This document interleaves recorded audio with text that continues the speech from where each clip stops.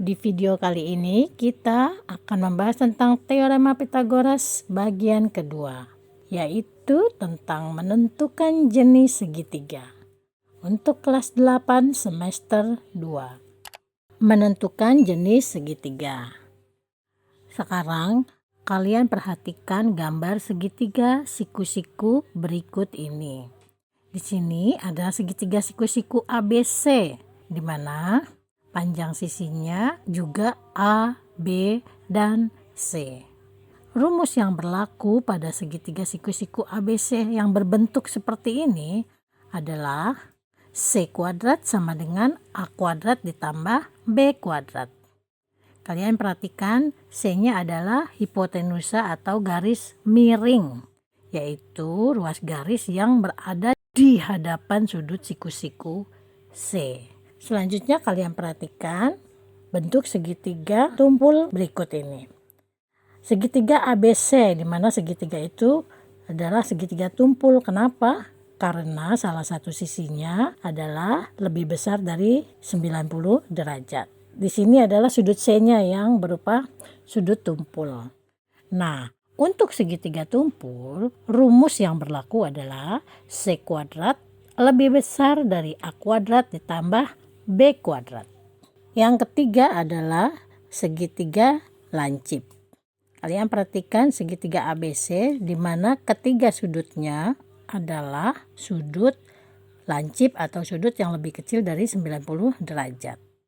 Nah, untuk segitiga lancip, rumus yang berlaku adalah C kuadrat lebih kecil dari A kuadrat ditambah B kuadrat. Baiklah, sekarang kita langsung ke contoh soal pertama. Sebuah segitiga, ketiga sisinya berukuran A 3 cm, B 4 cm, C 5 cm. Nah, kalian disuruh menentukan jenis segitiga tersebut. Bagaimana caranya? Oke, kita bahas satu per satu. Pertama-tama kita akan cari dulu A kuadrat ditambah B kuadrat. Ya, kita cari besarnya. Di sini kan A-nya 3, B-nya 4. Berarti A kuadrat ditambah B kuadrat sama dengan 3 kuadrat ditambah 4 kuadrat. Sama dengan 9 ditambah 16. Sama dengan hasilnya adalah 25. Nah, setelah kita mencari A kuadrat tambah B kuadrat, selanjutnya kita cari C kuadrat. Karena di sini C-nya 5, berarti C kuadrat itu sama dengan 5 pangkat 2 atau 5 kuadrat. Hasilnya adalah 25. Dari sini kita sudah dapat ya, A kuadrat tambah B kuadratnya kita sudah dapat tadi 25. Kemudian C kuadratnya juga kita sudah dapat, yaitu 25. Kita bandingkan ya kedua hasil ini, 25 dan 25. Berarti nilainya sama ya, 25 sama dengan 25. Nah, kalau sudah sama berarti dia memenuhi hukum A kuadrat ditambah B kuadrat sama dengan C kuadrat. Atau bisa juga kalian sebut C kuadrat sama dengan A kuadrat tambah B kuadrat. Itu sama aja ya, karena berlaku hukum komutatif atau dibalik. Nah, setelah memenuhi hukum itu, kesimpulan yang kita dapat, segitiga dari soal nomor 1 ini adalah merupakan segitiga siku-siku. Karena A kuadrat tambah B kuadratnya nilainya sama dengan C kuadrat.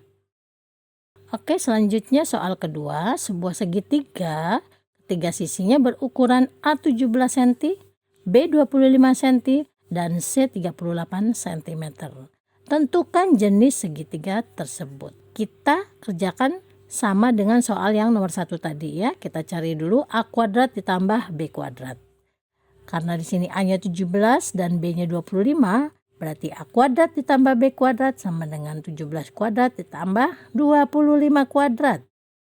Sama dengan 289 ditambah 625. Lalu kita jumlahkan hasilnya menjadi 914 A kuadrat tambah B kuadratnya. Selanjutnya kita cari C kuadratnya. Karena di sini C-nya 38, maka C kuadrat sama dengan 38 kuadrat. Hasilnya adalah 1444.